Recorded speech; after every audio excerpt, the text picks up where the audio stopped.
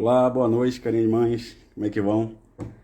Mais uma live, mais uma semana para a gente falar de um conteúdo muito importante, um conteúdo bem bacana que a gente bolou aqui essa semana para vocês.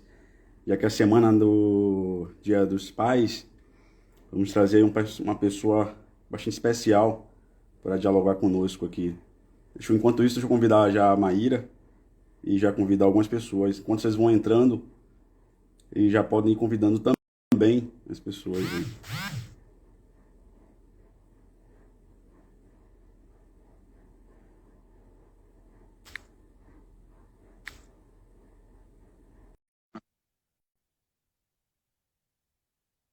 Mandei o convite para ela.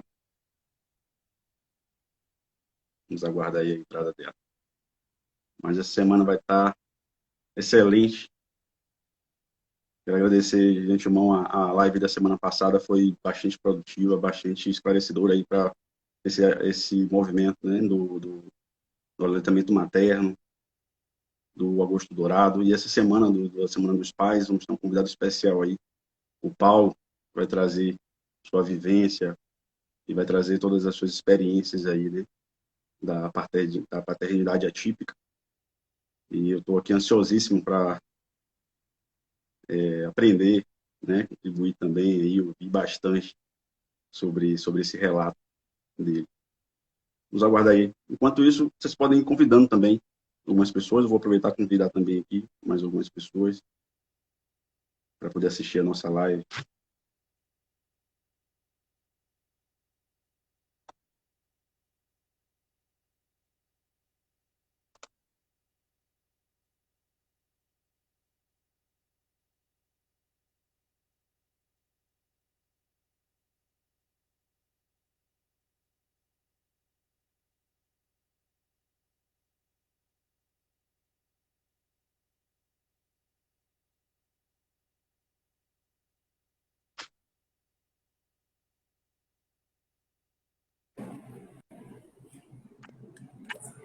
Olá, pessoal. Oi, Paulo. Como Oi, vai? tudo bem? Tudo bem? Então, Tranquilo? então lá, como vai, Joia? Estou convidando aqui a Maíra, ela está para entrar também, mas de antemão te agradeço demais a oportunidade de ter você aqui, trazendo todo esse relato, todo esse conteúdo para todos nós aqui, né? Achei muito bacana de sua parte poder disponibilizar seu tempo para que pudesse trazer esse conteúdo assim que eu estou aqui ansiosíssimo para poder participar, para poder entender, para vivenciar também tudo isso que você tem a trazer. A Maíra está aí. E aí, amor? E aí, amor? E aí, Paulo, tudo bom? Tranquilo, Aira. Tranquilo. Obrigado aí pelo Gente, convite, gente.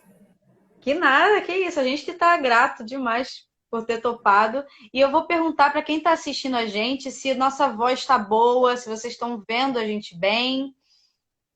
Tá tranquilo aí, imagem, som, para a gente poder começar com todo mundo entendendo tudo. Uhum. Tem um bebezinho aí. Tá um Tem um pouquinho rapaz aqui já com levinho, olha fome. aí. Vai alimentando ele aí. Depois eu vou Ah, convidando aqui, enviando para algumas pessoas. Quem puder também ir convidando para poder as outras pessoas participarem. Oi, Lilian! uhum. Depois a gente tem que marcar uma live com a família inteira, né? É, ela tá aqui. Mas deixa assim, já agradecendo vocês pelo convite. Acompanho um pouco o Instagram da Maíra. Foi muito legal ver, assim, a Maíra foi minha estagiária muitos anos atrás. E aí vem a evolução de quase de todos, né? Dela, do Leandro, do Pedro, do Primata, né? Do Guilherme, da galera toda. E aí, e de outros também que já passaram, que não eram da UERJ e tal. E aí, foi muito legal ver. E aí, quando ela me chamou, eu falei, vamos sim que... Quase a gente não fala, né? Porque a questão da paternidade atípica, ela infelizmente, ainda é vista como rara, né? A gente fala muito isso nas outras lives, quando a gente, principalmente quando fala, muita gente manda mensagem, pô, legal, o meu marido participa, é legal que o Paulo tá aí, E, e ela é muito, infelizmente, muito rara. 78% das mães atípicas, elas ficam sozinhas, né? Olha Elas são só. abandonadas, né, pelo marido, pelo pai da criança, na verdade, né, pelo pai da criança. Então, tanto que a Lília fala muito no Lagarta Vira-Pulpa que, enfim, é muito complicado. Tanto que lá, é dia dos pais, elas não gostam nem de comentar muito, porque acaba parecendo assim, que você está dando, elas falam, dando biscoito para quem deveria estar fazendo O o básico, né? papel, né? Tanto que a frase, eu falo para ele que é a frase que está faltando lá do segundo livro no segundo livro sobre autismo que eu estou terminando, que é sobre a questão da mensagem para os pais, porque eu tinha feito e ela falou, ó, tá parecendo muito que você está dando a opção de o cara fugir, né? Assim, tipo, e não é, né? E aí tá faltando só essa frase assim para eu ver mais para eu terminar, porque realmente é muito complicado, assim, tirando a parte da paternidade atípica, eu fico feliz que eu estou numa geração que eu vejo um movimento, acho que espontâneo, porque não tem nada disso, pelo menos eu nunca vi, dos pais participarem bastante, né, da criação dos filhos. Então, eu estou com 37 anos, eu vejo muitos amigos, muitos colegas participando, estando presente. E não só o presente de tirar selfie, mas assim, para mim que em Niterói, você acaba vendo muito, assim, pô, tô levando o filho para a escola, voltando, o filho, participando, levando para lugares, dentro de casa, eu não sei como é que é, mas pelo menos eles estão participando. E da parte de ser atípico, tenho visto alguns, assim, onde ele se fazia terapia, na FR, eu vi alguns pais, figura paterna, mas predominante era muito maior o número de mães, com certeza. Eu atuei, né, na Secretaria da Pessoa com Deficiência durante quase um ano. E é de fato, a maioria das vezes, assim, 90% era a presença das mães mesmo. A maioria das mães solo, né? E quando ia um pai, e aí você via o envolvimento dele, você até se surpreendia. Mas bom, então a galera tá aqui falando que tá ouvindo a gente bem. Fábio até já comentou que poucos pais participam. A gente vai estar debatendo isso aqui hoje, trocando essa ideia. E aí eu vou pedir para você se apresentar, Paulo, falar um pouco sobre você, para a gente começar de fato essa live e a gente vai fazendo, seguindo aquele roteirinho que a gente mandou. Beleza. Então, vamos lá. Primeiro, me autodescrever. Eu sou Paulo, tô com a camisa branca, sou de pele branca, sou careca, não, eu tô sem barba, o fundo da minha parede é branca, eu tô com a camisa branca, como eu falei, com o símbolo do Paz Além do Espectro, que é o infinito, colorido, e o Paz Além do Espectro em volta, escrito. E aí, falar um pouquinho, né, de mim. Bom, sou professor de educação física, como eu falei, né? Sou pai há 7 anos, pai atípico há 4, né? E trabalho com educação física, fiz 2 livros já, um sobre autismo, que a gente chama de Autismo Flix, que é sobre a romantização do autismo nas séries de TV, que está disponível na Amazon, ou no Eduz, no Hotmart. E também sobre educação física, né, que é mais um guia para as pessoas poderem treine sempre o nome do outro livro. A gente tem o livro, tem essa página, o Painel de Espectro, desde abril de 2021. Ele já estava. Foi um momento que a gente estava querendo muito falar sobre mais sobre isso, né? Falamos que foi o livro da Benebral, né? Que é agora eu vou esquecer. A Arte de Ser Imperfeito. Ele já está aqui perto, está falando, está soprando. A Arte de Ser Imperfeito. E foi que até minha psicóloga que indicou, e aí depois de eu ler, ele leu também, e falou, vamos falar. Ele também estava preparado, depois de 3 anos de diagnóstico da Alice, veio toda a questão depois da pandemia, ele também estava fazendo um tratamento pós-Covid, então estava mais em casa, e aí a gente conseguiu fazer. Ela não gosta muito de falar, mas ela produz bastante conteúdo aqui. Né? Ela está fazendo pós-graduação em neurodesenvolvimento infantil. na PUC de Rio Grande do Sul, então, enfim, a cabeça dela tá fresquinha, com várias pesquisas que vêm. A gente tem grupos de pais, tanto a figura paterna, né, que eu fiz um grupo só de pais, porque falei, não, vamos tentar. A gente reclama muito dos pais que fogem, né? Que fogem, mas vamos tentar fazer quem está na festa, não vamos valorizar quem está na festa. Né? Então, Sim, vamos valorizar os pais que estão aqui. E aí tem um grupo legal, acho que tem mais de 60 pais. Mas é como aquela coisa, só falam quando é provocado, só falam quando porque não fala muito. Aí às vezes, outra gente fala, pô, vamos falar sobre como é que tá as férias das crianças. Aí, bom, começou a falar, mas quase não fala.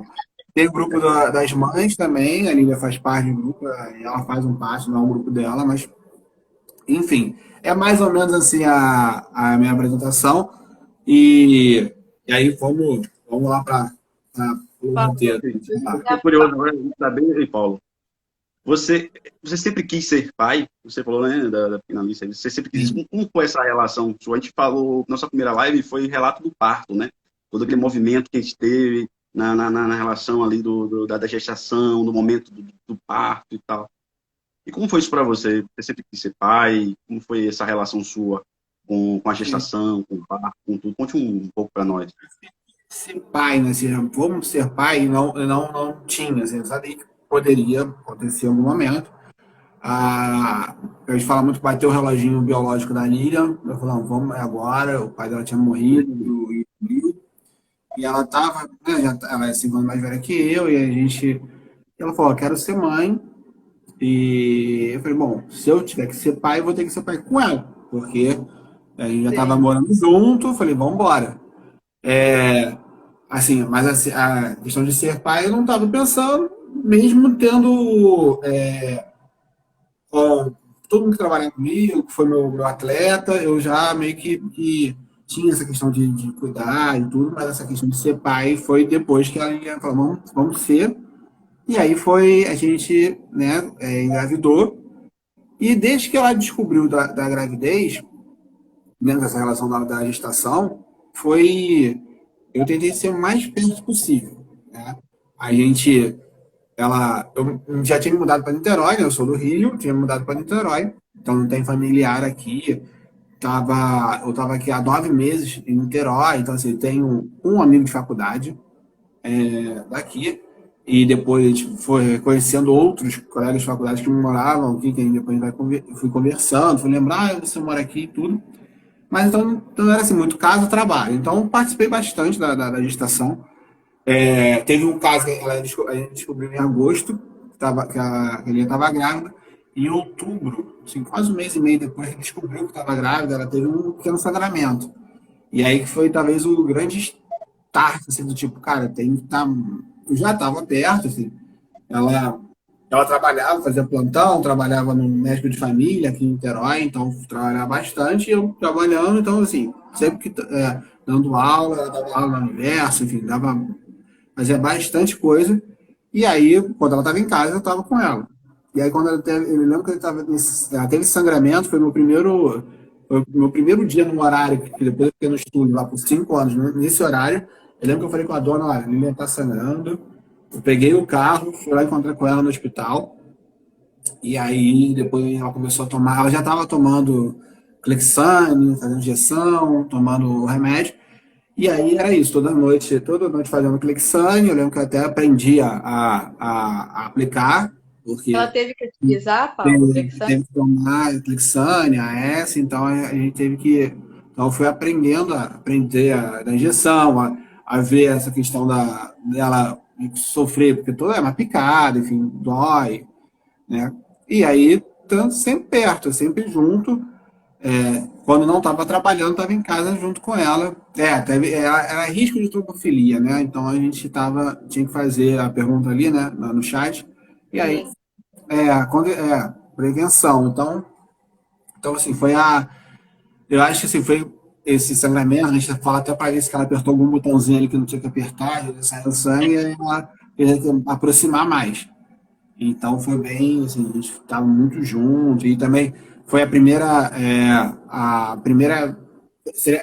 neta da minha parte, né, da parte da família da Lília, e a primeira neta aqui no Rio, aqui em Niterói. Então, assim, as famílias todas juntas, então sempre movimentou bastante. E aí foi bem E legal essa. o parto dela foi cesárea ou vaginal? Foi cesárea pela questão da estromfilia, de, de toda essa precaução, né, que teve. A pressão dela subiu nas últimas 2 semanas, tanto que antecipou de 3 ou 4 dias.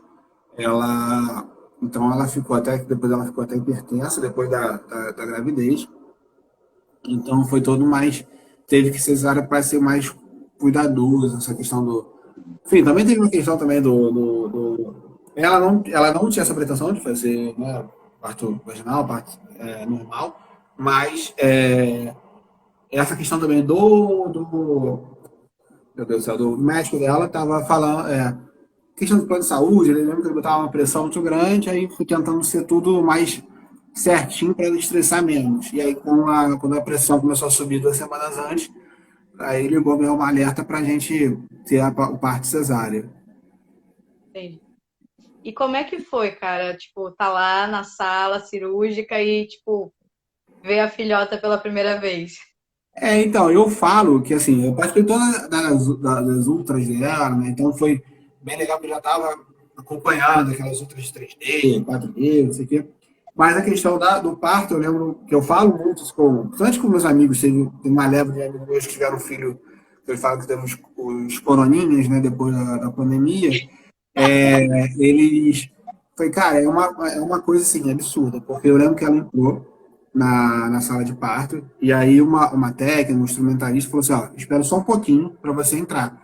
E nessa hora, eu senti, foi a única vez que eu senti na vida, toda a parte química do corpo, assim, eu fui sentindo que foi tudo mexendo, meio que me preparar para eu poder entrar. Porque é aquela coisa assim, do tipo, todo mundo passaram os 9 meses falando, você vai ver.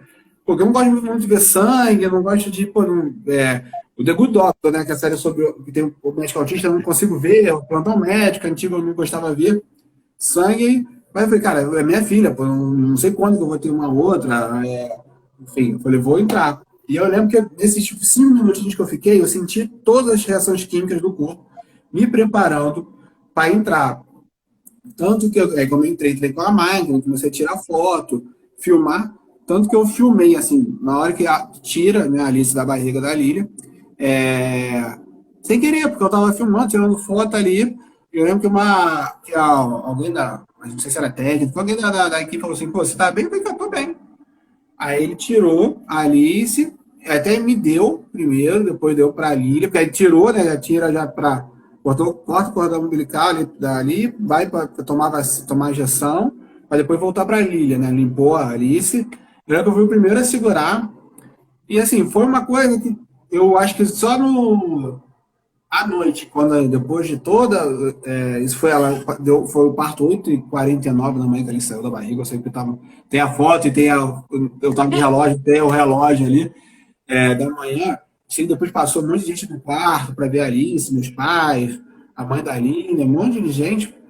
E aí eu lembro que à noite, que acho que meio que caiu a ficha, tipo assim, deu aquela relaxada, só que aquela relaxada mais ou menos porque a Alice chorou a noite inteira, então não dormiu a noite inteira, mas foi assim, a adrenalina caiu depois mesmo. Assim, foi maravilhoso. Eu falo assim, que, pô, todos os meus amigos que tiveram filho, eu falei, cara, vê. Porque tem anos sim que não gosto, porque não gosto de sangue. Cara, se você ficar concentrado e ver a questão da criança, né, você não vai nem ver sangue. Eu lembro que eu falo pra ele até hoje, pô, cara, eu vi sangue pra caramba, hoje em dia ali, outro dia eu fui cortar a unha, saiu um pouquinho de sangue, eu falei, caraca, mas assim, naquela hora eu vi sangue, um monte de gases pro sangue e não senti nada. E, lógico, teve muitos amigos meus que tiveram parto normal, né, parto humanizado, enfim, toda essa questão. E aí é uma outra vivência que eles falam do tipo de todo esse preparo. O último, que o padrinho da Alice teve filho agora, 4 meses, que foram 2 horas de parto, de trabalho de parto e tudo. Então, ele foi falando, falei, cara, assim, é uma outra vivência. Mas, assim, para mim foi muito bacana, tanto que depois eu fiz até a vasectomia, porque a Lília não pode tomar anticoncepcional, pela questão do risco. Aí, eles falaram, vamos fechar a mesma fábrica, pela questão Assim, é muito caro, ter filho, coisa e tal. Então eu falei, vamos fechar a fábrica. E eu falei, cara, vou ter que aproveitar, porque eu já sabia mais ou menos que eu não queria ter mais um filho. Então, vou aproveitar tudo que eu posso desse momento do parto para ficar. Tanto que eu fiquei 2 noites com ela, de não saí do hospital, fiquei com ela as 2 noites. Né? Só quando saí do hospital, saí só um momento que ela falou, tem que pegar os cookies da lembrancinha. Aí eu fui lá pegar os cookies, foi o único momento que eu fui, saí e voltei, que ela tava com um monte de gente teve uma hora que teve 12 pessoas no quarto. Muita gente. Nossa, Foi um absurdo, assim, a gente viu que não era para ter feito isso, mas tinha muita gente, porque era a primeira neta, né, é, das duas famílias, muitos amigos da Lília, os padrinhos foram, sim, que é um padrinho da minha parte, é madrinha da parte da Lília. Então foram também com marido, com filho, com namorado, então foi todo mundo uma aparecendo lá. caravana, né?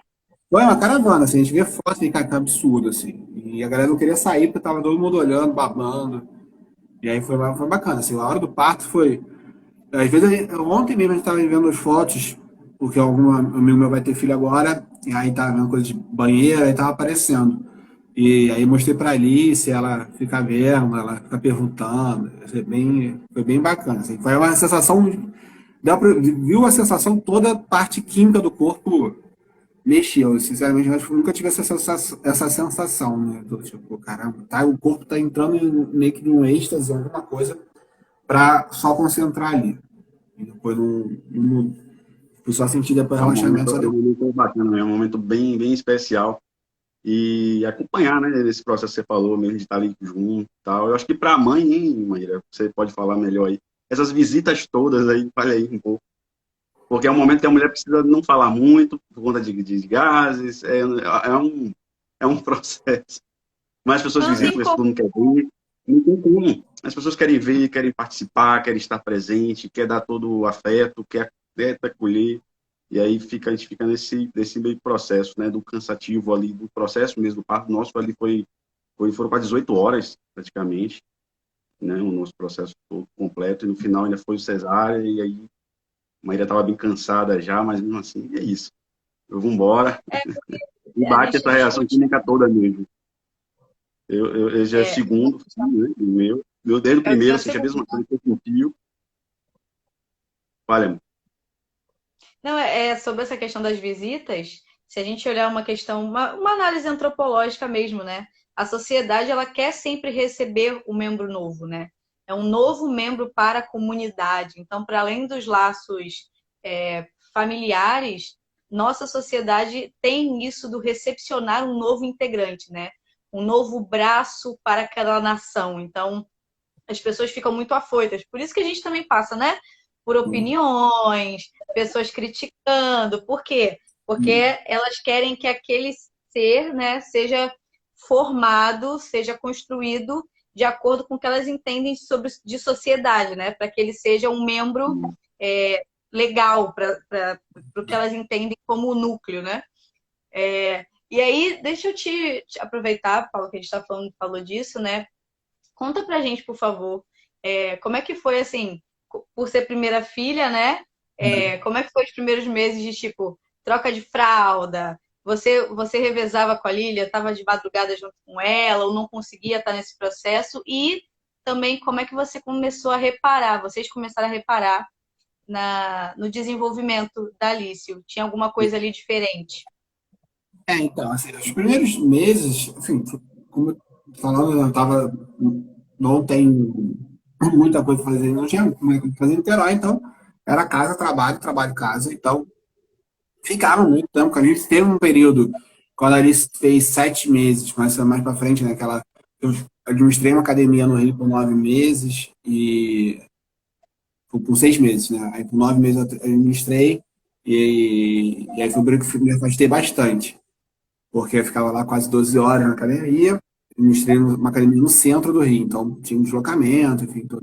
Mas assim, os primeiros meses, o tempo todo, assim, praticamente o tempo todo com ela, eu lembro que foi um período, ela nasceu dia 11 de abril de 2015, e foi logo acabou calhando que no lugar que eu trabalhava, A primeira semana eu consegui botar uma pessoa para ficar comigo no meu lugar na terça e na quinta, que eu trabalhava. Na outra semana foram aqueles feriados, de 23, e 21 e 23 de, de abril. Então, praticamente fiquei 2 semanas sem trabalhar, ficando lá aqui direto. E aí foi assim, aquela coisa, trocar a fralda. Eu lembro que eu falo para a Lília que a única vez que acho que a minha sogra sentiu pena de mim foi na primeira noite, na primeira manhã, pós que a Alice nasceu, porque ela falou, não, Paulo, vai dormir em casa. Eu falei, não, não vou ficar, minha filha, quero ficar. E aí a Alice chorou pra caramba. As lojas estavam doidinhas para trocar a fralda dela, e ela não tinha feito nada, fez só um cocôzinho. Aí à noite, madrugada, fez pra caramba, chorou, mamou no peito, depois teve que fazer complemento e tudo, porque é aquela coisa, a manhã e a tarde inteira, a Lília pulgou, sentindo a anestesia passando, sentindo aquele coisa, os órgãos se mexendo, todo mundo falando, dando opinião e pá, pá, pá. Então, estressou um pouco, questão até do leite. E aí eu lembro que quando minha sogra, no dia seguinte, na manhã, no dia 12 de manhã, minha sogra chegou, lá, Paulo, você tá cansado, você não quer ir para casa descansar, não? Eu falei, não, não vou, não. Eu fiquei. E, e aí depois ela veio para casa. A Alice teve 4 dias depois que veio para casa. Ela teve uma icterícia de retardo, que se chama, né? Ela teve que voltar para o hospital, ficar 5 dias tomando banho de luz. Isso foi um baque para a gente. A gente fala muito que talvez foi ali um momento que a gente falou, caraca, a gente vai ter que ficar muito perto dela. E aí foi uma coisa que a gente, mesmo antes do autismo, a gente já estava muito perto dela. Mas foi uma coisa que ela chegou em casa, 4 dias depois ela teve que voltar e ficou 5 dias na UTI. Então a gente ia para a UTI, passava o período da manhã, ia amamentando, depois tinha que voltar para casa, até porque ele nem tinha que descansar um pouco, porque ainda estava no pós-operatório, e aí voltava à tarde para dar mais mamadeira, mais peito. Muitas vezes Alice com o olho tampado, porque tinha feito banho de luz. E aí ela. Então, isso foi um baque. Então, assim, esses primeiros dias, primeiros 3 meses, foi fralda pra caramba, choro. Alice teve muito choro. E aí entra a questão do. Hoje em dia, a gente percebe, né, Lili, até pelos estudos que ela teve, talvez os primeiros sinais da Alice do autismo foi essa questão do choro exagerado, assim, da Alice, porque é cólica, então a gente fazia tudo, dava fuxicora, coliquite, colicalme, um monte de coisa, e faz bicicletinha, mamadeira, mamadeira não, que já era peito, mas não dava complemento nessa época. Aí mesmo assim, faz bicicletinha, bota a Alice de cabeça para baixo, bota a Alice de isso aqui, e era um choro que era muito grande. E isso depois a gente foi vendo, hoje em dia, vendo que talvez ali tenham sido os primeiros sinais. E, e aí ela foi até pelo menos 3 meses assim, chorando muito. Depois que ela passou essa fase das cólicas, né? Porque a gente achava que era cólica, só cólica. Começou a crescer o dente, né, começou a chorar de novo, febre. E aí com 6 meses, 7 meses que a Aline voltou a trabalhar, e aí já começaram a chamar mais um pouco mais atenção. Principalmente a questão da minha sogra. Minha mãe mora no Rio, né? E meu pai ainda estava vivo, então meu pai era paraplégico, então minha mãe estava com meu pai. E aí, então minha sogra ficava com a Alice, quando a Lili ia de plantão, ou ela vinha aqui para casa, ou depois, com quase um ano, deixava a Alice lá na casa da minha sogra para eu poder trabalhar, ou à noite, ou no dia seguinte. A Lili ia fazer plantão de noite. E aí, a pessoa da minha sogra chamar a Alice e a Alice não atender.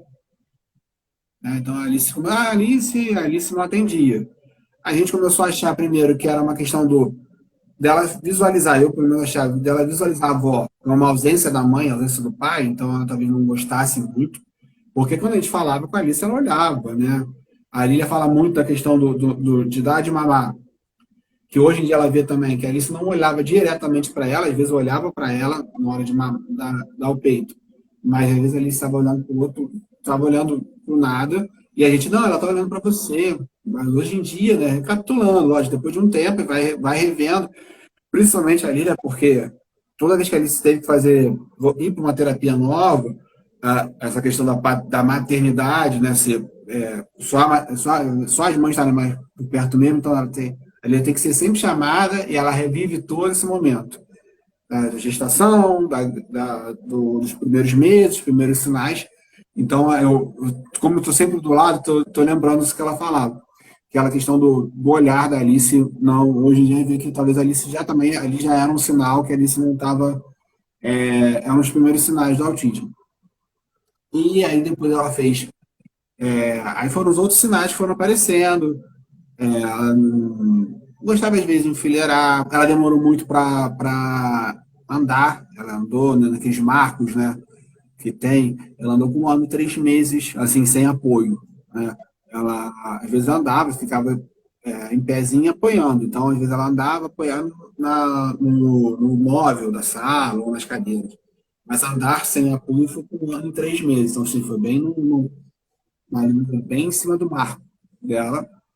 A questão da fala, que foi chamando mais atenção, mas a gente vai, não, vamos deixar no tempo dela, essa questão, então ela foi falar funcionalmente ela com 2, quase 3 anos, mas a questão dela falar, ela falar papá, mamãe, água, mas assim, era uma coisa muito pouca, né, um repertório muito pouco, e aí isso foi chamando atenção, e nesse processo todo até chegar no diagnóstico, ela fez 3 vezes o exame da audiometria, aquela coisa, ela não escutava, ela não escuta, será que ela né, tem algum problema de audição? Ela não atendia a minha sogra, foi ver uma vez, não tinha, né, ela não tem problema de audição. Mas aí, eu lembro que a fono que fez a geometria dela, ela tinha, acho que ela tinha 1 ano, acho que ela tinha quase 1 ano, né, porque ela falou, não, mas as crianças, hoje em dia, elas são pensadas com os 3 anos, ela tinha que estar prestando mais atenção.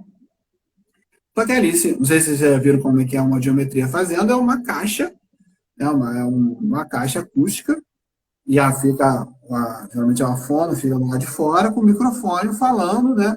Só que aí, pô, tem uns brinquedos ali, estava com os brinquedos. Teve uma hora que a Alice, quando o som era maior, realmente ele estava prestando, falava, mas quando o som era menorzinho, a Alice estava andando para a brincadeira. E aí eu estava lá dentro porque eu tinha que ficar para ficar perto da Alice. E aí depois ela fez uma outra audiometria, e na terceira audiometria, meio que assim, já não tem mais, ela não tem nenhum problema, não tem nenhum problema. Foi até quase tentou fazer um exame, eu esqueci o nome, que faz mais invasivo, Bera, foi fazer um exame mais invasivo, só que não dava para fazer, porque tinha que dar anestesia para Alice. A gente falou, não, vamos anestesiar a Alice para a gente, porque geralmente as mães dão um antialérgico e a criança capota, né? A Alice, ela sempre foi muito quieta, assim, de dormir, assim. Ela dorme a noite inteira, hoje em dia, quando ela é menor, dormia boa parte, mas a questão de quando mexeu nela, ela acordava. Então, 2 vezes tentou botar o negócio no ouvido dela, não conseguiu. Ah, não, vamos anestesiar e vai ter que fazer não vamos anestesiar, não vamos dar nada. Até porque a gente já tinha vivido essa questão de ter ficado longe dela por 5 dias pela questão da icterícia. Então, a gente não quis, e, enfim, deu certo porque ela não tem um problema auditivo. Eram questões mesmo dela de percepção. Ela não queria falar com a avó, não queria. A minha mãe é fono, então a minha mãe sempre, assim, era questão de trabalhar com ela. Fono, ela pode trabalhar quando eu não nasci. Então, quando ela trabalhava assim, tipo, com síndrome de Down. Autistas eram aqueles mais pesados, né, era o suporte 3, né, que a gente chama hoje em dia, nível de suporte 3. E, então, era um outro tipo, né, não tinha. 17 anos atrás, você não tinha esse nível de suporte 1, 2 e 3, essa vivência, né? Então, ela olhava, então ela sempre teve esse olhar, mas assim, olhava na criança e via se tinha alguma diferença. Eu tive muitas questões da Alice também, de dificuldade de fala, de dificuldade de socialização no começo. E aí, só que 37 anos atrás era uma eram outras questões para fazer. E aí, meu irmão falou, não, olha, ela tem alguma coisa. E aí, sempre tentou blindar a Alice desses olhos, desses olhares mais, tipo, querendo que ela evoluísse, fosse uma criança super esperta com 8 meses, 9 meses, 1 ano. E aí foram os sinais que a gente acabou vendo, essa questão de não responder, de ter essa seletividade para responder os chamados, a questão do olhar muito para a gente, mas também para os outros, ela não gostava muito de prestar atenção. Ela tinha muita questão de não dar muita atenção para adulto.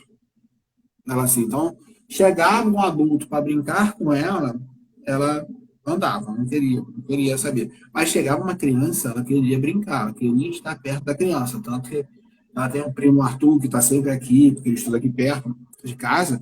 Então, ele mora em Jurujuba, mas está sempre passando aqui. E tem, desde os meses da Alice, eles são grudados, porque ela sempre queria estar perto de uma criança. Então, como ele era mais próximo, ela sempre teve essa questão de ter, né? Então, ela tinha muito essa questão. E aí, depois foi a questão do andar, e tudo a gente foi recapitulando depois, né? Aí, quando a gente for chegar no diagnóstico, a gente fala mais disso, mas é isso, foi. Os primeiros meses foram bem cansativos, porque estava sempre junto. A questão da minha sogra tá aqui presente nos primeiros 3 meses, ela dormia com a gente, ficava aqui em casa. Depois eu tive que administrar essa academia, eu mexi por 9 meses, depois saí, porque não dava mais para conciliar. Administrar a academia, esperar o lucro vir lá na frente e cuidar de uma criança. E a Lília já voltou a trabalhar, então estava bem pesado para todo mundo. Eu saí, então assim, foram bem pesados, até pela questão da falta de rede de apoio. Foi uma coisa que também fez com que a gente até talvez tentasse blindar muito a Alice nesse caso. Sim. Gente, galera que está aqui na live, que chegou agora, a gente está aqui conversando com o Paulo sobre paternidade atípica. E aí, se vocês tiverem alguma pergunta para fazer, podem escrever aqui para a gente. A gente vai ter também no final abrir para dúvidas que vocês tenham, tá? Então não se acanhem, podem escrever, fazer comentário, tá liberado aqui a bate-papo. Pode continuar, amor. Então, nessa pauta, você trouxe aí, né, de identificar todo esse processo e tal. Então, nessa pauta do autismo, o que é, assim, o autismo mesmo, né? Assim, de que forma mesmo diagnóstica, de forma geral mesmo, assim, você teve que conduzir para identificar todo esse processo? Sim, então, o autismo uma questão do neurodesenvolvimento da criança, né, do ser humano. A gente fala muito criança, até pela questão da Alice ser criança, mas, assim, a gente tem casos de adultos descobrirem que são autistas depois, ou por falha de diagnóstico, ou pela questão, como eu falei, o autismo foi cada vez um diagnóstico está mais refinado, está mais sensível. Então, muitos casos de autistas que são autistas foram descobrir agora, depois de 40, 50 anos. A gente teve já algumas lives até de pais que descobriram que eram autistas porque os filhos são, né? Então, assim, é um atraso no desenvolvimento, do neurodesenvolvimento, que ele pode afetar algumas questões. A questão, às vezes, da fala, do atraso de fala, a questão da socialização, a questão da sensibilidade, né? Às vezes tem a questão do ouvido ser muito sensível, de não gostar do tipo de roupa. Então, assim, tem vários... ele pode ser... Como é que se fala? Que a Lília fala muito isso nas lives, ela fala mais com mais propriedade. Mas a questão da sensibilidade. Então, isso pode trabalhar bastante, até às vezes da fotofobia. Então, digamos assim, você consegue ver o autismo nessas situações. O diagnóstico geralmente é feito, né? No caso da Alice, né? A gente passou por três sessões com o neuropediatra. A gente sempre tenta falar para as pessoas procurarem um neuropediatra, porque o psiquiatra também, na verdade, o médico dá esse diagnóstico, né? Só porque até no Brasil aqui é questão só do médico mesmo para dar o diagnóstico. Mas os pediatras não têm essa vivência, então tem muita questão do pediatra. Não, vamos esperar o tempo da criança e às vezes passa por um processo que não deveria, demora para ser diagnosticado. E o psiquiatra tem às vezes o neuropsiquiatra, né, também tem essa questão, às vezes, de medicalização, né? Então, às vezes, dá um remédio que a gente, será que precisa, não precisa? Então, a gente sempre fala que procura um neuropediatra, que é sempre o melhor. E aí vai ter sempre dependendo do profissional. A gente, nas 2 primeiras sessões da Alice, nas 2 consultas, a gente procurou um neuropediatra aqui em Niterói, que era às vezes aí é muito caro, a gente teve que parar de comer, que ele até falava, olha, ele fazia um checklist, ele era muito metódico, ele é muito metódico, um professor, enfim, bambambam da UF, do Antônio Pedro, Hospital Universitário da UF. Só que ele tem questão dos marcos, né, do relatório. Então ele queria tudo, tinha que fazer como se fosse um checklist. Cara, E, e aí e essa questão assim foi até assim por ele, por causa dele, a Alice começou a fazer até as terapias antes mesmo de fechar o diagnóstico. E aí depois a gente foi para uma outra neuro, que é a neuro da Alice até hoje, a Natasha, a doutora Natasha Geisel, que ela já não, ela já fica 3 horas na consulta com o paciente. Então ela fala assim, ó, eu quero ver a criança como ela é mesmo, porque é muito do relato dos pais, né? Então o diagnóstico é fechado mesmo assim, pelo que os pais relatam, né? E dependendo do profissional, como a questão da Natasha, que ela fica 3 horas, 3 horas e meia numa consulta para ver a criança. Porque aí você vai ver com a criança em 3 horas, vai ver a criança talvez agitada no começo, depois irritada, irritadiça no final. Então ela vê essa questão. Mas, e também a questão dos sinais. A gente fala muito que não é um só sinal. Então, assim, a criança não olha, ou a criança não brinca, né? A criança enfileira, a criança não enfileirava, a criança não enfileirava, muitos brinquedos. Ela gostava, tem um vídeo que a gente já postou algum tempo atrás, no TBT, que era ela brincando comigo de ficar rodando do carro, né? Às vezes o brinquedo, a função do carro, de você passar com o carro, né? Às vezes o autista, vamos falar do carro. Ele brinca só com a rodinha do carro. Então ele bota o carro do lado contrário e fica só mexendo com a rodinha.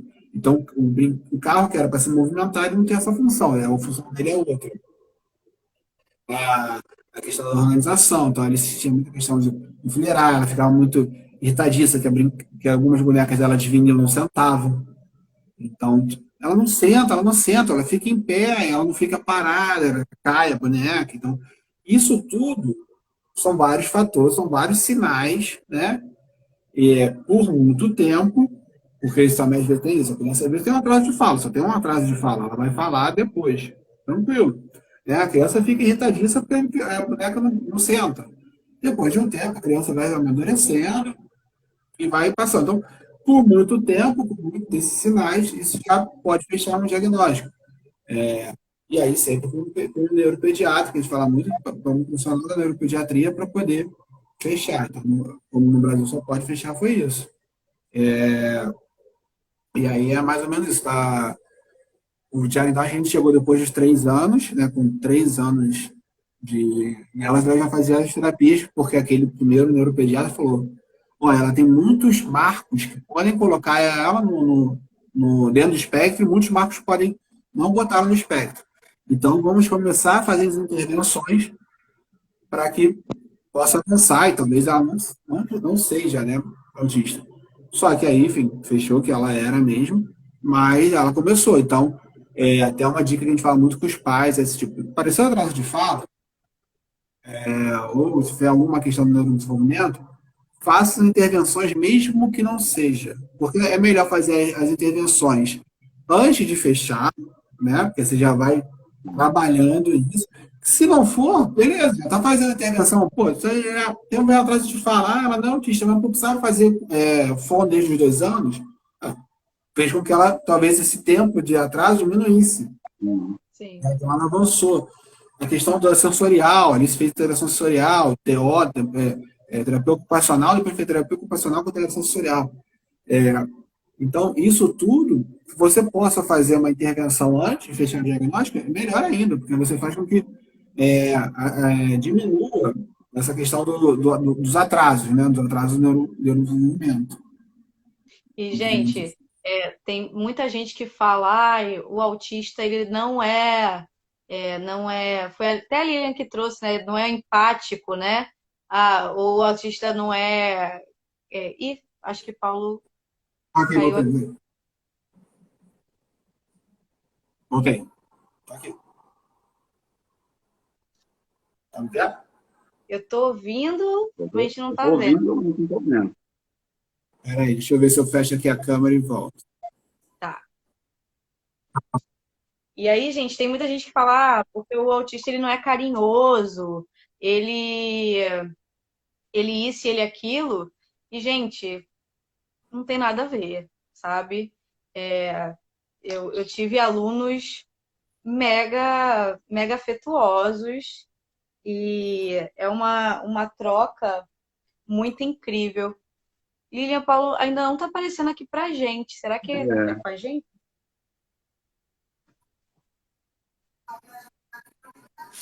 A minha tá aparecendo o que eu tô falando. Deixa eu só. Vocês querem que eu saia e volte para vocês?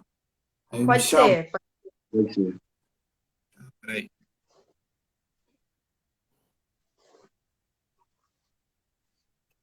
Aí. Bacana o E aí, Paulo gente, se trazer vocês tiverem.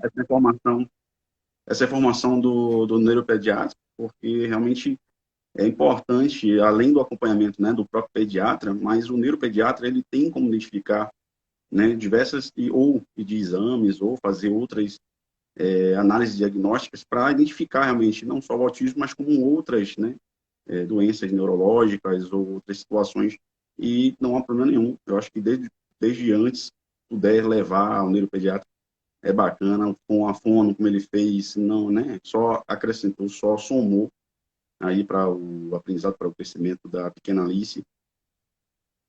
E é isso, eu acho que todos os profissionais da área de saúde, da pediatria, eles devem ser consultados sim, os filhos devem ser levados o quanto antes para que haja uma avaliação, porque se não houver nada, ótimo, se houver alguma coisa, ótimo também, que identificou e consegue dar um encaminhamento, né, um acompanhamento de uma forma mais saudável, de uma forma mais segura, de passos mais assertivos.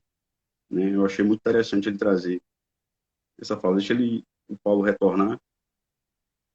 E, gente, não tenham medo de diagnósticos. Eu vejo muita gente que às vezes retarda a ida num médico, num profissional especializado, por medo do que esse profissional vai trazer, por medo do diagnóstico, da confirmação das suspeitas. Não tenham medo, porque como o Paulo estava trazendo, né, o estímulo, ele auxilia muito, né?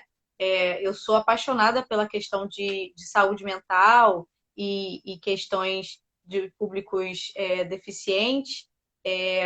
Antigamente, principalmente, né, a gente vê muitos relatos com crianças com síndrome de Down. Antigamente, elas eram relegadas aos cantos da casa, elas não recebiam estímulo e por isso elas não desenvolviam. Não é porque elas têm a incapacidade de desenvolver, é porque elas ficavam abandonadas, né? Ficavam à mercê, né, da vida, e aí não recebiam o estímulo necessário para conseguir realmente ter sua independência, ter sua autonomia. Então, assim, isso não tenham medo de diagnóstico. Levem, façam os exames, deem o estímulo que for necessário, porque essas crianças vão muito longe, como qualquer pessoa, tá? Paulo voltou aí. Isso aí. Não, Tem estamos uma ouvindo vocês. Vai, pode ter. Tem aqui a minha mãe comentou, eu vi que a minha mãe comentou. Né, além da a terapeuta ocupacional é muito importante. Tem aqui também falando, né? O tratamento é fundamental e aqui deve-se ter um conjunto de sinais para os pais começarem a desconfiar do problema. O Paulo estava sim, falando isso, né? sim. Esse é um conjunto de sinais, né? Um sinal, ou tipo, um sinal, ou alguns sinais separados, ou por pouco tempo, né? Porque é isso, tem crianças, até a gente estava falando até que é um assunto que eu vou até antecipar, que é a questão dos meninos, né? Da questão da incidência dos meninos, que a gente estava falando no roteiro. Essa questão dos meninos e das meninas. Por que nos meninos, né, a gente vê mais? Porque para o menino que é mais tímido, que é mais calado, a sociedade não aceita muito o menino, uma criança afetada, né, ou muito espevitada, né, muito. E uma menina que é mais calada, mais quietinha, a sociedade aceita. Então é mais difícil realmente diagnosticar uma menina. Um dos motivos é esse. Lógico que se viu muito mais em meninos lá no começo, até por questões sociais mesmo, né? E E essa questão do menino ter que se impor, dessa questão do macho alfa, e aí você via que a menina mais quieta, mais calada, era normal, a menina mais organizada, o menino já não é tão organizado. Então, isso vai chamava mais atenção do público masculino. Mas são vários sinais parecendo, lógico. Quando você tem, tem um sinal que é muito grande e está há muito tempo. Não custa nada ir lá pesquisar, né? A gente teve um caso de um coleguinha da Alice, que os pais foram perguntar pra gente, não, se filho na ponta do pé, não sei o que, como é que é.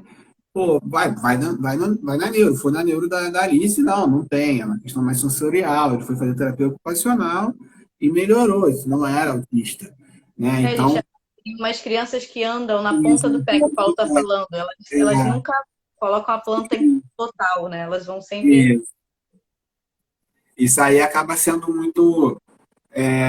Então, eles ficavam muito preocupados, até porque na escola da Alice, tinha Alice, tinha uma outra menina na turma dela também que e ela já estava um grau de suporte maior, e isso foi chamando a atenção, eles perguntaram, ele tinha essa questão da ponta do pé, que é uma questão também de muitos autistas de andarem na ponta do pé, pela questão sensorial, mas no caso do garoto não era, né? Então, essa diferença incomoda mesmo a sociedade e essa questão dos modelos impostos, né? A Mila Drill tá falando, né? Realmente, aqui alguém está perguntando também, né, elas eram literalmente excluídas do convívio social. As crianças eram. Tem até um livro que eu não consigo terminar de ler, porque é um livro muito pesado, são as Crianças de Aspas. Você acaba um pouco, vai lendo e vai vendo as atrocidades que o Aspas e a Aspid, né, e a sociedade nazista, médica nazista, fazia com as crianças. E então, assim, você vai lendo não só com as crianças autistas, com crianças com deficiência, né? E com qualquer outro ser humano que não era do padrão do Reich, né? Então, Reich. Então, assim, é uma coisa bizarra, assim. Então, você acaba lendo, eu leio 5 páginas, 6 páginas, tem que ficar um tempo sem ler, porque você vai te dando um troço, você vai ver como que em pleno 2022 tem gente que ainda pensa nisso, né? Tem esses pensamentos. E eram isso, as crianças eram excluídas, né? Toda criança com deficiência, até alguns anos atrás, até talvez quando a gente não tinha uma internet tão difundida, ou os pais quiseram mesmo ter mais voz, e os deficientes também com mais voz, porque pela questão da deficiência, era a questão da internet, então eles tiveram mais voz, eles quiseram mais se expor. Os deficientes eram excluídos da sociedade. Os autistas também. Então, também tem essa falsa sensação de, porque hoje em dia tem mais autistas do que antigamente. Também, porque o diagnóstico foi mais refinado, mas pela questão os pais não saíam muito. Porque você imagina uma criança que tem uma questão de sensibilidade de som, e ela vai para o shopping, né? E ela vários estímulos sonoros, vários estímulos visuais, e como uma criança também que tem essas vontades, e aí você tem toda essa salada de estímulos, a criança pode ficar disfuncional, que eu falo muito, né?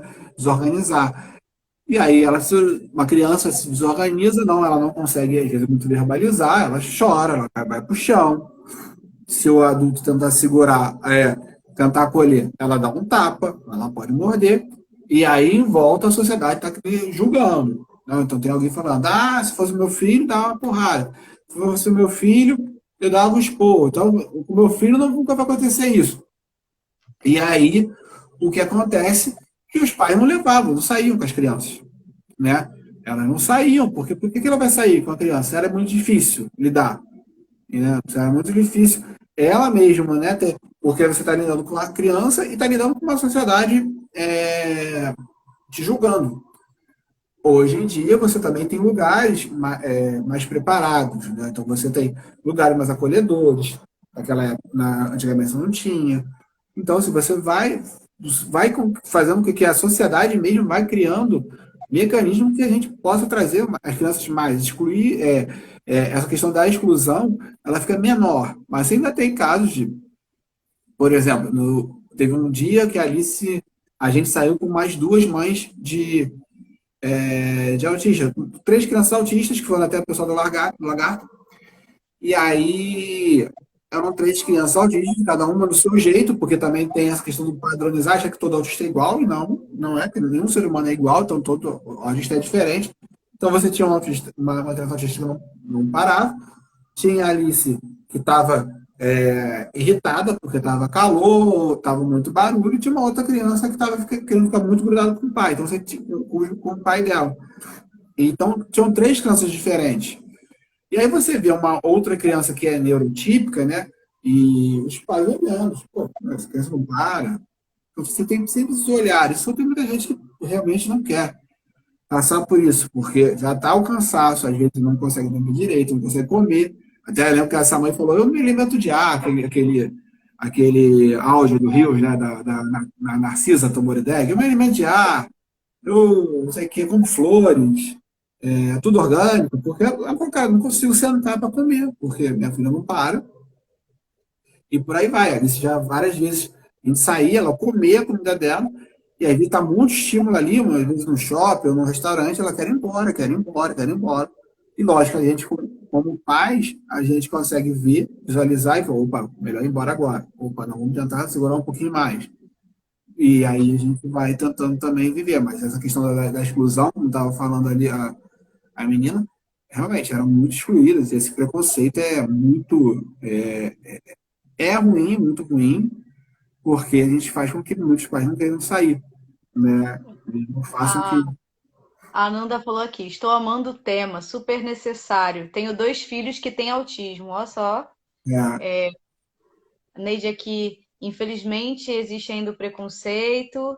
Leia falou, hoje ainda falam que as crianças com deficiência atrapalham as outras crianças. sim, e a gente tem muito tema aí, porque a questão daquele penúltimo, no último ministro da Educação, né? Que falou até de inclusivismo, né? Ele foi preso, poderia ter ficado na cadeia por muito tempo. Ele, ele fala, boa noite, Eliseu, que é um pai também de Eliseu Acácia, pai de um autista e, né, tio pai, como a gente fala aqui, que é o pai de um outro menino autista. É muito legal, tem vários temas, é uma pessoa maravilhosa, vocês depois puderem seguir ele. É um cara de bom papo, a gente já fez 2 lives com ele, ele quer fazer uma outra. Textos, uma pessoa muito sensível, muito, muito, muito bacana de conversar, de ter um convívio, mesmo que seja digital, é muito bacana. E boa noite, Eliseu. E essa questão muitos acharem que atrapalha, né? E, na verdade, não. A gente, até uma das lutas dessa questão de botar as crianças na mesma escola, na escola regular, que se chama, não ter escolas diferentes, é para isso, para que com nossas crianças atípicas estejam convivendo com crianças que não sejam atípicas e estejam inseridas na sociedade, porque ela vai estar inserida na sociedade, e também para que as gerações futuras elas possam conviver com crianças que não são, né, com adultos, com adolescentes e adultos que não são neurotípicos, não são, né, não são dos seus padrões que a sociedade determinou. Então, ela faz com que a gente... Então, a minha esperança muito é que, por exemplo, o primo da Alice, que é o irmão dele, foi diagnosticado agora, tardiamente, com autismo, que tem a idade da Alice, e ele tem a Alice que convive, então ele é uma criança que vai conviver com o autismo muito próximo, então ele vai ser um ser humano, né, não falo nem com um adulto, mas com mais sensibilidade sobre o autismo.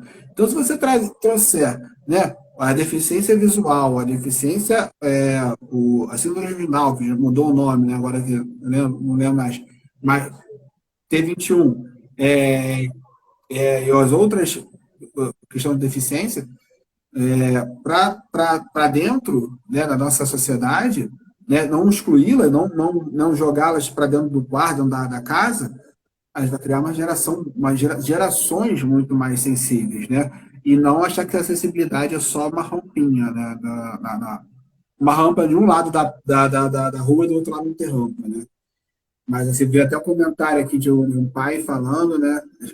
Por falta, boa noite, por falta de conhecimento sobre o TEA dificulta a inserção das crianças e adolescentes com TEA na sociedade. Realmente, porque a gente tem essa questão do TEA, e aqui eu lembro botando, por falta de conhecimento, muitas pessoas não sabem o que é, que é autista, né? Que é o autismo, e tem uma inteligência imensa, enfim. Tem isso também. Então, a gente tem essa falta de conhecimento que a gente tem a gente se preocupa muito, porque acaba vivendo em bolhas, né? Hoje em dia, então, nas redes sociais, a gente acaba vivendo em bolhas, então tem a nossa bolha sobre o autismo, então tem muito conhecimento, se fala muito, mas quando a gente vai falar, sair da nossa bolha, ou sair da vida da internet, vai conhecer, falar com as outras pessoas presencialmente, que não convivem, né? Tem essa dificuldade, mas é autista. Então tem esses, o meu livro, o livro sobre o autismo que eu falei é questão dos mitos, né? Da romantização. Então, assim, o autista é muito inteligente, tem muitos autistas que são muito inteligentes, mas tem autistas que não têm essa inteligência toda, como todo mundo acha, não é um gênio. Nem todo Sabe, né? autista é o Elon Musk, que já falou que se não acho, né, que é talvez no suporte 1. Até porque ele não precisa também mostrar que né? Ele falou que era, mas a gente não sabe se ele falou ele brincando ou não. Mas nenhum autista vai ser, nem todo autista vai ser o Sheldon Cooper do The Big Bang Theory, ou do Dr. Murphy, né? Do Dr. Murphy, do Dr. Shaw, né? Do The Good Doctor. Então, assim, vai ter autistas que vão ser pessoas com inteligência mediana, com abaixo da média, ou enfim, pessoas que vai sempre depender muito, às vezes, do hiperfoco. Às vezes, o hiperfoco do autista vai determinar uma inteligência para aquele foco e vai tirar, às vezes, vai tirar o foco dele de outras situações e não vai, talvez, não vai beneficiar ele. Alguns vai beneficiar, outros não. Questão do autista, como você estava falando, quando eu voltei aqui da live, de não ser carinhoso, isso também é um mito, porque tem muito autista, por exemplo, a Alice, ela não gosta ela é muito sensível. Então, por ela ser tão sensível, ela não gosta de ver ninguém chorando. Então, principalmente no ápice da pandemia em 2020, foi quando eu perdi meu pai de Covid, a Lina trabalhando, ela ficando mais tempo comigo. Assim, desencadeou, né? Na verdade, já tinha esses processos de depressão e ansiedade, mas por causa do trabalho, trabalhando direto, não saía, não parava em casa, talvez era mascarado. Daí veio a pandemia, é, exacerbou isso, né? Já botou isso lá em cima. E ali se vendo, ela não gostava de me ver chorando e tudo, ela ficava muito sensível. E aí você pode falar que ela não tem sensibilidade, é uma pessoa fria. Não é. Né? Às vezes, eles são muitos são carinhosos, muitas vezes, até pela questão do hiperfoco mesmo, eles não ligam o que a pessoa está fazendo agora, está chorando agora, né? Mas eles estão ali perto. Teve uma live que eu esqueci agora cartunista que a gente fez, ele falou, cara, tem muita gente que fala, porque o artista não fala, ele é calado, porque ele quer estar perto.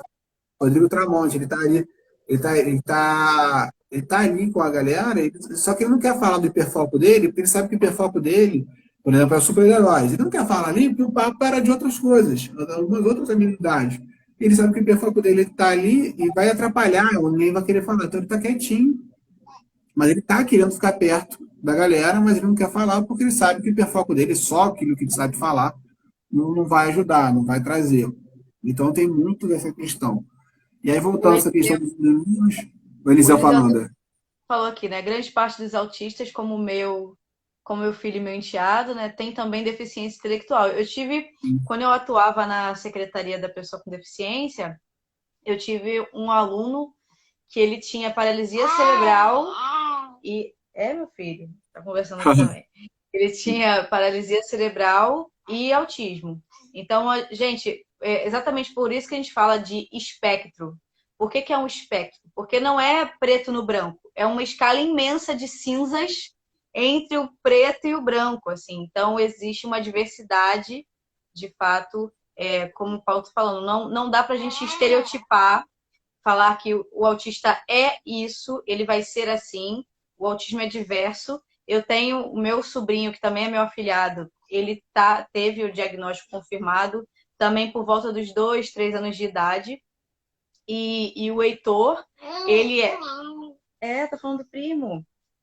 O Heitor, ele é muito carinhoso, ele tem uma questão muito forte com comerciais, então muitas das vezes ele fica repetindo comerciais no YouTube. E ele tem uma característica também, que aí para vocês também saberem, né? De repetição de falas, de desenhos e filmes, né? Então ele aprendeu a se comunicar com a gente através de frases que ele reconhecia em desenhos e em filmes. Então ele repetia aquela frase muitas das vezes para dizer o que ele queria, porque ele não sabia formalizar, organizar a frase de uma forma que a gente comunica, né? Em relação ao nosso sistema de compreensão. Então ele pegava aquela fala ali do filme ou do desenho e ficava repetindo, repetindo várias vezes até a gente entender o sistema dele. Então também tem isso, né? A gente olhar e ser muito empáticos, né? Empáticos para realmente entender esse outro universo e saber se comunicar com esse outro universo, né? Alice, por exemplo, você estava falando agora da ecolalia, né? Tem até um documentário esqueci o nome, já teve na Netflix, saiu, que era um garoto que só aprendeu a falar, se comunicar pelos filmes da Disney, né? O pai, ele teve até o autismo regressivo, né? Na verdade, ele teve a poda neural, esse garoto, esse homem, né, hoje em dia, e ele só foi falar com o pai, acho que com 10 anos, e aí só conseguia fazer as frases do Aladim. Depois ele se comunicava com as frases do Rei Leão. Ele só conseguia porque não conseguia se organizar, né, as falas. E aí o pai tem a imagem, o pai fazia o chafá do Aladim para poder fingir que era, para poder trocar um diálogo com o filho, para ele assim, ter essa sensação que o filho estava conversando com ele. E a Alice era quando, né, ela não estava com essa organização de fala, então a gente sabia que ela às vezes estava ficando cansada, estava ficando disfuncional, desorganizada, quando ela falava assim, tipo, Elsa, Ana, que era da Frozen, Elsa, Ana, não sei o quê. E às vezes ela falava, e aí aquela coisa, quando a pessoa não tem conhecimento, né, ou não tem conhecimento sobre o autismo da ecolalia, ou não entende que eu falava que eram palavras-chave, né, dela, que a Alice estava ficando desorganizada, e ela está falando da Frozen, não sei o que, aí pode pensar em hiperfoco, e não, na verdade era o jeito dela se comunicar que ela estava ficando estressada. Né? Depois era do Lucas Neto, que ela falava uma frase, para, Lucas, você quer algodão doce, que era da Giovanna, uma personagem Então, assim, ela foi fazendo, então muitas vezes quando ela... E hoje em dia também, mesmo com 7 anos, como ela fala pelos cotovelos agora,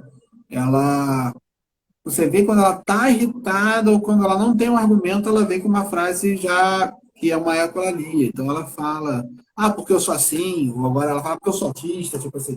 Ela já tem uma fala, uma ecolalia para complementar ali no momento que ela está estressada, que ela não consegue organizar o que ela está sentindo, né? E essa questão da ecolalia é muito forte mesmo, né? Porque muitos pais acham que a criança está falando e, tá, beleza, está falando, não teve atraso de fala, mas às vezes ela não está se comunicando, né? E o inverso também acontece. Às vezes a criança não fala, mas ela está se comunicando.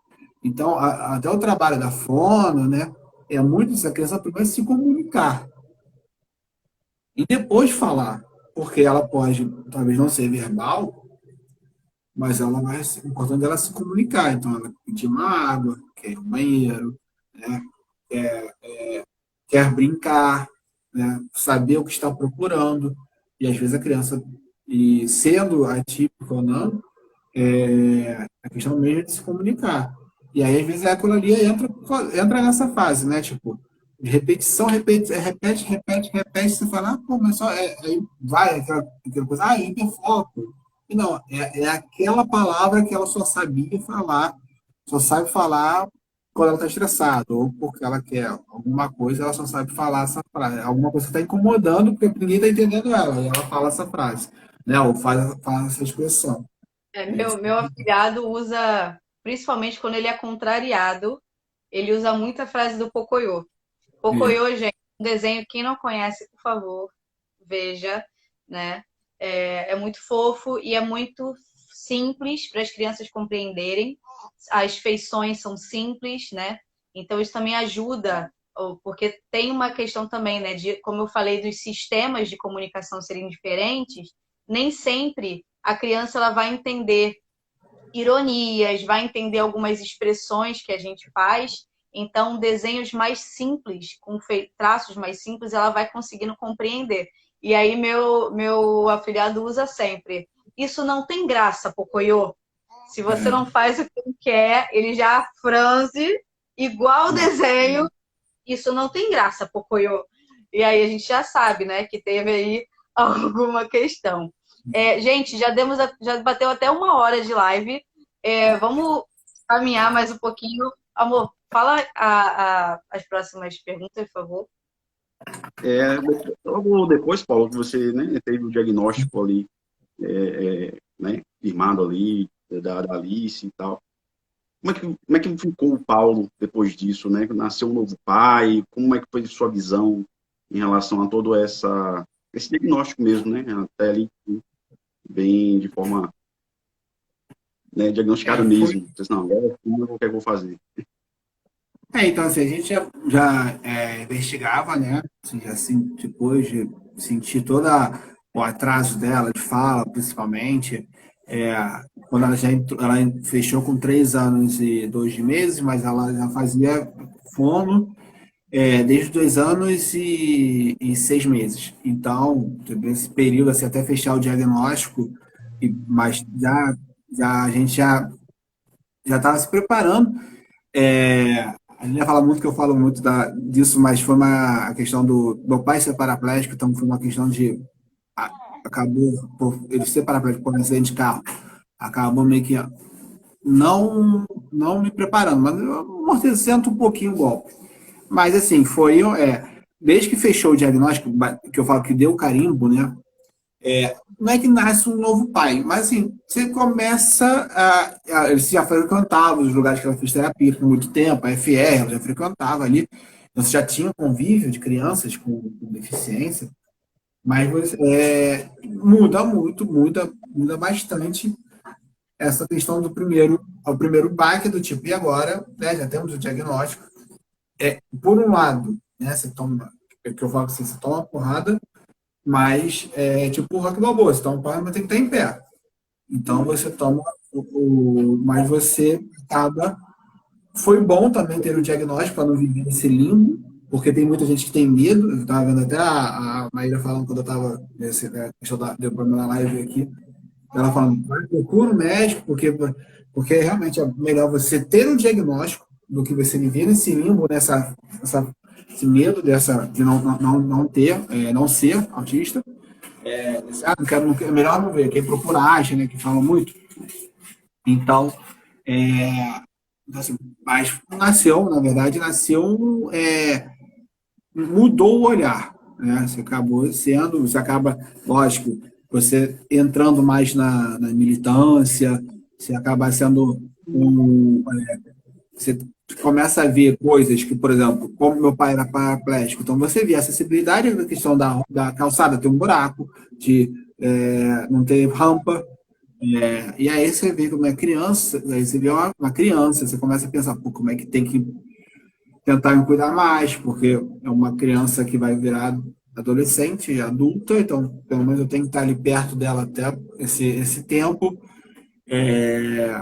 Mas lógico que nos primeiros momentos a pancada foi forte, assim, a gente fala muito momento de luto, mas também foi aquele luto que a gente sentiu nos primeiros 3 dias, que a Alice ficou chateada, assim, ela não falava, ela não conseguia se expressar muito bem ainda, ela falava muito pouco, com 3 anos.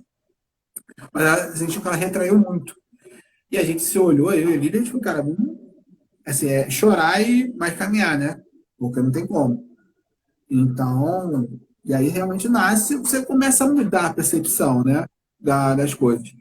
Você começa a ver que, por exemplo, a questão da acessibilidade não é só, não é só para o cadeirante, mas é pelos pais das crianças que estão de carrinho. A questão das birras, que talvez eu tivesse, já tivesse jogado, e não tem como, eu não posso falar, nunca joguei, eu quero falar que é um capacitista em desconstrução, né?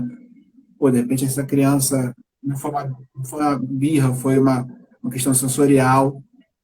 Então você acaba sendo mais sensível, acaba mudando um pouco, se tornando uma pessoa mais consciente, né? Do tipo, caramba. Então, acabei fazendo um pouco uma autocrítica de muitos alunos meus que talvez fossem autistas e não tinham diagnóstico, ou não veio o diagnóstico para mim, dos pais. E porque até 2012 eu dei aula para criança, então, assim, tinha um aluno, eu lembro que eu falava muito com o Leandro, que foi estagiário, eu falei, cara, tem aquele garoto que foi meu estagiário, foi nosso estagiário, foi nosso aluno lá na academia, na escolinha de futebol, e talvez ele fosse, talvez ele seja, né? Então, você acaba sendo um pouco mais sensível e acaba tentando olhar e querendo fazer com que não, isso aí é uma coisa minha, assim, não que coloque, empurra ela abaixo a deficiência das pessoas que não são deficientes, né? Mas tentar mostrar para elas, lógico, se a pessoa for grosseira, for estúpida, não quiser aprender, aí sim a gente vai acabar, tipo, aquela coisa. Se a pessoa for sensível, você vai falar com sensibilidade. Se a pessoa for estúpida, a gente vai tentar ser um pouquinho menos estúpido com a pessoa. Mas, assim, que a pessoa tenha um pouco mais de empatia, como a Maíra falou. Para que a pessoa possa olhar e, e respeite. Então, o momento que a criança, talvez ela esteja mal-humorada. Teve um caso agora, por exemplo, a gente teve a gente tá com a cachorrinha da minha sogra aqui. A gente foi viajando com a cachorrinha esses dias, aí teve que tomar vacina. E a Alice não tinha falado nada pra gente que ela queria ver a cachorra tomar vacina, uma labradora. Só que aí a Alice estava tomando banho com a mãe e a, a veterinária veio e deu a vacina na cachorra antes da Alice ver. A Alice não tinha falado. Mas a Alice ficou muito irritada, mas ficou assim, totalmente disfuncional. E aí, ficou muito, não queria mais conversar com ninguém. E aí, eu já tinha falado com a veterinária, a Alice falou também, a Lília falou também, e ela, não, já entendo, já tive, tenho donos de cachorros, né, que têm filhos autistas, então ela acaba sabendo lidar com um pouquinho, mas assim, se uma outra pessoa talvez eu olhasse para isso, você é mimada, né? Então, ou ser mal educada. E aí são coisas que a gente vai acabando falando para a sociedade, mostrando para a sociedade, para que a sociedade entenda. Seja do lado legal, tipo, pô, vamos aprender um pouquinho mais, até porque o diagnóstico cada vez está mais refinado, então acaba sendo agora está 1 para 30, era 1 para 78, era 1 para 62, era 1 para 50 e pouco, 54, agora é 1 para 30. Então, fatalmente, você vai ter alguém na sua família ou algum conhecido seu que tem um filho autista. Então, você vai acabar. Então, acaba que a população também querendo saber um pouco mais. E a gente vai conversando. Então, assim, realmente nasce uma nova pessoa ali, junto com o diagnóstico, com carinho, nasce uma proteção maior, né, para a criança. A gente tenta proteger ali, mas não proteger aquele tipo, excluir ela, mas fazendo com que, provocando que ela interaja mais também. Mas, lógico, a gente tem que estar assim, armado, entre aspas, do tipo, pô, se ela tiver alguma situação, a gente tira ela, depois explica para os pais, alguma coisa, se ela fez algum movimento, teve uma vez no clube há pouco tempo que ela brincou e ela tem a necessidade de tocar na pessoa. Então ela acho que tentou, tipo, estava na piscina, dentro da piscina, empurrou a criança, a gente nem viu no momento. só viu a mãe falando com a criança, filha, sai daí agora. Eles falaram, vem pra cá, Alice. Aí ela, não, eu só tava brincando com ela de afogar, não sei o quê, e tipo, empurrou. E só que aí depois a gente até ia conversar com a mãe, mas a mãe foi meio que fechou a cara e foi embora e falou, não vamos falar. Mas assim, a gente sempre no caso, quando ela está um pouquinho mais irritada, irritadiça, fala, não, ela é autista. E aí, às vezes, fala, não, é beleza, tranquilo. Na escola, até os 3 anos e meio, que ela não se comunicava direito, ela teve caso de morder, de bater.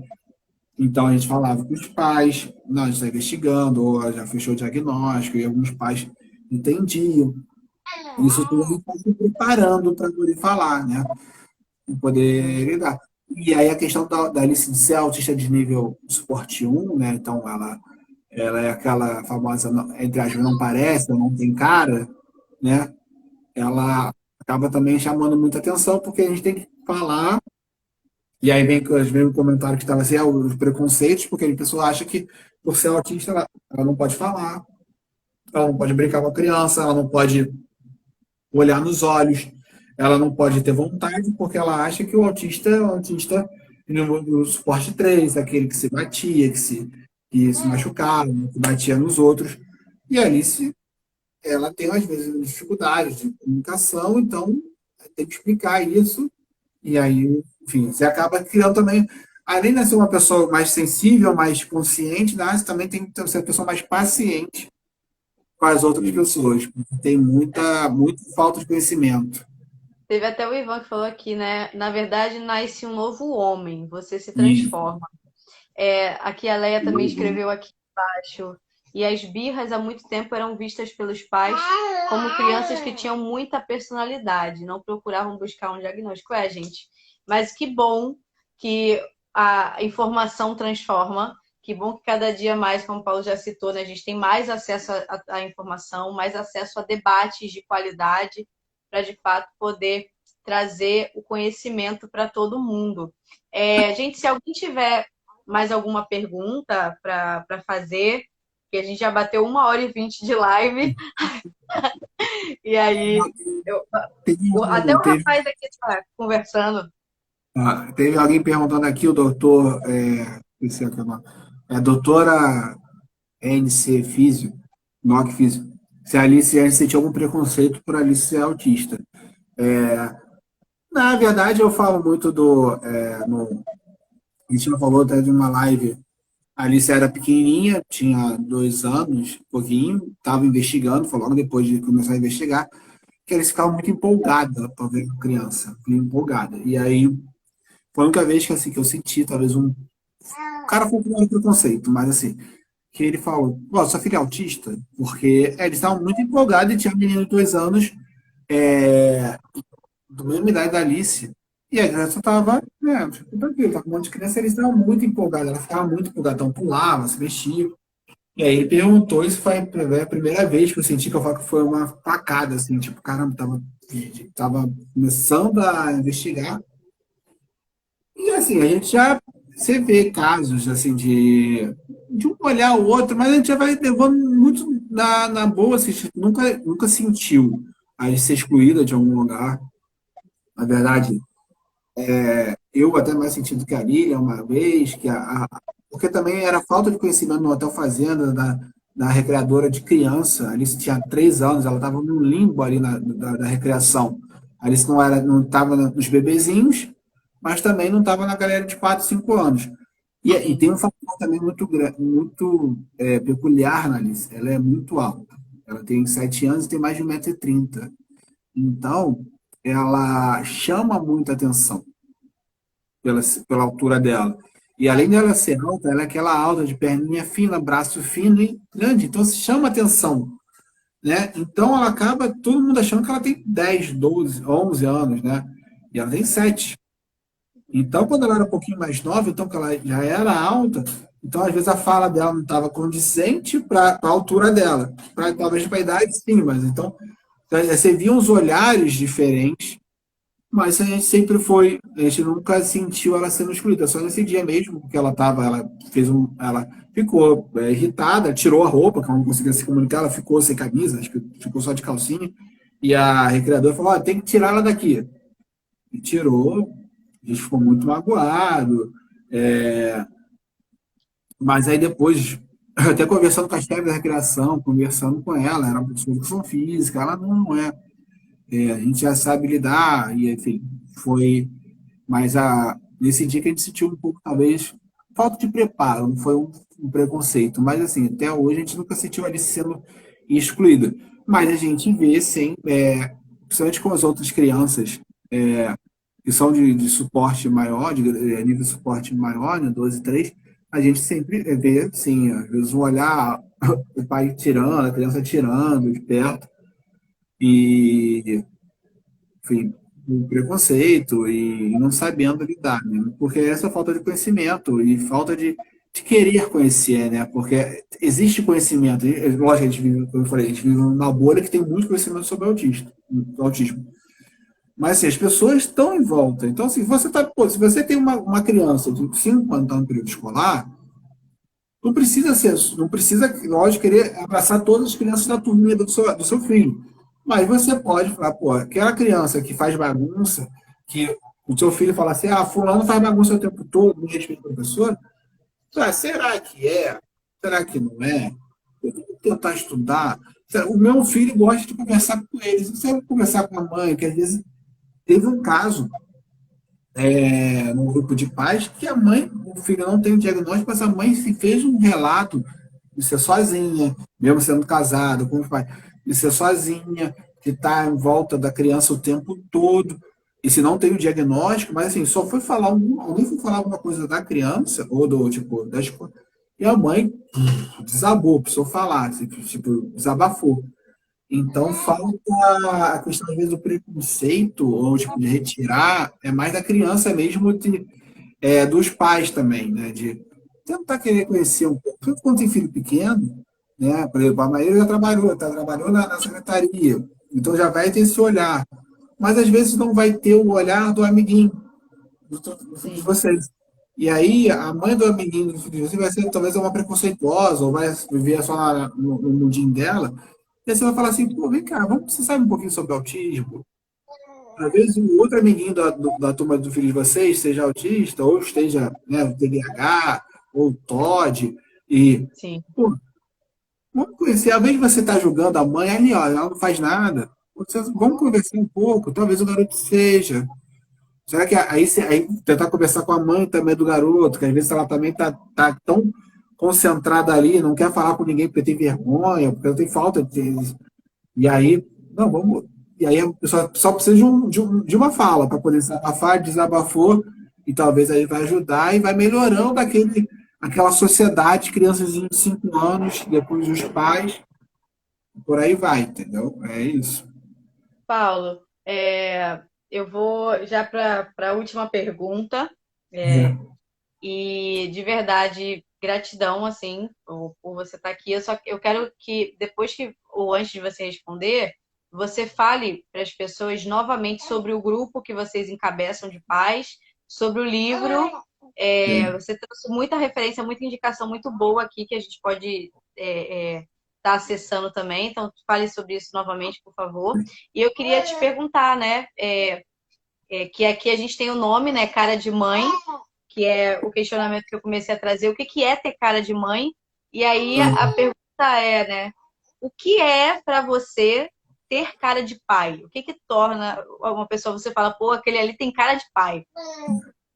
É uma pessoa que tem um olhar mais cuidadoso, pelo menos com as crianças, né? Ou um olhar mais cuidadoso com a sociedade, assim, de você ver,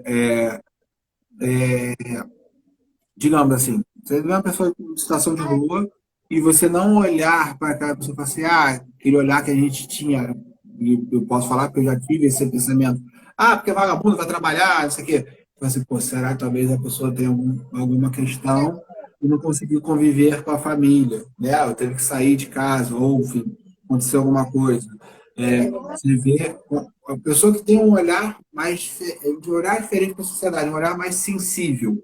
E eu acho que isso é cara de pai, né? Que é a pessoa que é um cara que está mais preocupado de saber mais o entorno da pessoa, daquela situação, né? do que só julgar aquele momento, aquela fotografia, né? Falando da fotografia. Você está olhando aquele momento, você está julgando só aquele momento. Mas talvez aquele em volta você não está julgando. E o cara de pai talvez seja isso. Você está pensando mais, pô, como é que o cara chegou até aqui, por que, que a pessoa está nessa situação, como que ela chegou nesse momento, e aí vai, esse para mim é o cara de pai. Ter uma pessoa mais sensível. Que acaba a paternidade, a maternidade, mas eu vou falar mais da paternidade, te torna uma pessoa mais sensível, né? Te torna uma pessoa mais com as crianças, então, principalmente, eu já tinha dado aula para criança, eu continuo não dando, querendo dar aula para criança, dando uma criança, duas crianças para mim está ótimo, mas você tem que cuidar. Então, você vê a criança às vezes mais chateada, talvez não seja porque ela esteja chateada com a minha filha, mas talvez esteja chateada porque brigou em casa, ou porque não, às vezes não tem figura paterna, né? Ou porque às vezes os pais trabalham muito e a criança não está ali em volta, então não está muito com os pais, então tem muito esse sentimento, essa sensibilidade, essa cara de pai. Muito bacana E aí? esse relato, Paulo. Muito bacana mesmo, porque se olhar, realmente, a gente muda, né? A gente fica realmente diferente, fica diferenciado quando realmente é pai, cuida, que está perto, que dá afeto, que está inserido, né, dentro do processo, sabendo que você é pertencente, sim, de tudo isso que acontece, de estar ali com um olhar atento e carinhoso para aquele ser que está se formando, para aquele trajeto, para a retidão do bem, para tudo isso que você trouxe aí. Muito bacana, fiquei feliz aí com a live, gratidão mesmo, como a Maíra falou, pela sua disponibilidade, por você ter vindo aqui falar tudo isso, eu aprendi pra caramba aqui com as questões que foram abordadas, mas antes, fale um pouco aí mais aí sobre as indicações dos livros, né, desse projeto que você encabeça mesmo, porque eu mesmo também fiquei muito interessado em conhecer mais. Não, primeiro, agradecer mesmo pelo convite. Foi muito legal quando a gente ver a mensagem da Maíra, ver vocês falando com a gente, porque esse é o mês da paternidade, né, dos pais, então se fala muito e a gente. Eu tenho essa questão de ter uma paternidade muito forte. Você de do meu pai, que foi muito, pai, muito presente, e depois do acidente dele ficou muito mais forte, mas mas assim, ver também, pelo carinho que eu tenho, mesmo a distância da Maria ter sido minha estagiária, ter visto todo mundo crescendo, então ver isso foi muito legal, assim, foi muito legal ver pessoas vindo com a gente, vindo falar com a gente. Então, assim, agradeço muito, a gente está disponível para, depois você falou, né, fazer uma live com a Lília, para falar também, a Lília tem muita referência, tem bastante coisa para falar também. Sobre os livros, né? Primeiro, que não é o meu, que é o Crianças de Asperger, isso fala sobre até por que a gente hoje em dia não se fala mais síndrome de Asperger, porque Asperger foi talvez o médico que relatou, né, sobre autismo. Na verdade, é um outro médico, um alemão, mas Asperger era austríaco, acho que era um médico alemão que tinha falado sobre crianças com comportamentos autísticos, e o Asperger relatou, mas ele era um médico que, mesmo falando que não era nazista, mas participou, cresceu em cima da segunda do nazismo, tirou, fala muito dele porque ele poupou muitos autistas que a gente fala que seriam síndrome de Asperger hoje em dia, né? Os autistas, os deficientes que eram funcionais, os que não eram funcionais ele mandava para a câmara de gás. Então, por isso que não se fala muito, porque se ressalta que ele mandou muita gente, talvez protegeu muita gente, mas ele mandou muita gente, muita criança com deficiência, ou muita pessoa com deficiência para a câmara de gás. Então, esse é um livro, e é um livro muito, muito pesado, mas esse é importante para a gente ler, até para. É denso, são quase 400 páginas, mas é muito interessante.